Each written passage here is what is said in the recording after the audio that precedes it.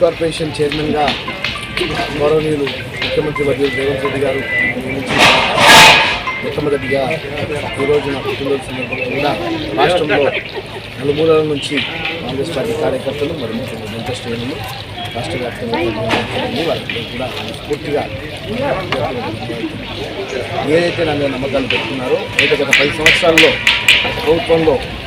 బాధిత పీడిత వర్గాలు ఎవరైతే పూర్తి స్థాయిగా అట్టడుగు వర్గాలు ఉన్న వారికి ఎటువంటి ఆర్థిక లేకుండా పూర్తి స్థాయిగా చాలా కష్టాలలో ఉన్న వారందరికీ కూడా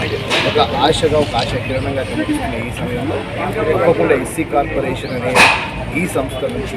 తప్పకుండా ఆర్థికంగా వారందరినీ కూడా సామాజికంగా అందరికీ ప్రయత్నం చేస్తామని మరీ ముఖ్యంగా ఎవరైతే దళితులు సంపన్న వర్గాల వారందరికీ కూడా తప్పకుండా అండగా ఉంటారని చెప్పి ఈ సందర్భంగా థ్యాంక్ యూ సార్. మరొక క్వశ్చన్, దళితులు అంటే అనేకులు వస్తారు, కేవలం మీరు ఎస్సీ కార్పొరేషన్ చైర్మన్ ఉన్నారు కాబట్టి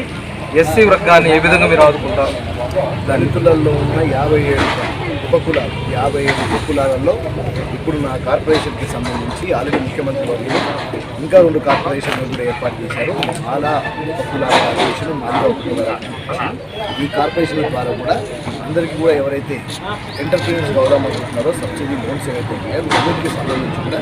పూర్తి స్థాయిగా ఒకసారి ఎలక్షన్ కూడా అయిపోయిన తర్వాత ఆఫీస్ అర్జీలు చేసిన తర్వాత అందరినీ కూడా 57 ఉపకులాలకు సంబంధించిన నా జాతి వర్గందరినీ కూడా తీసుకెళ్తాం.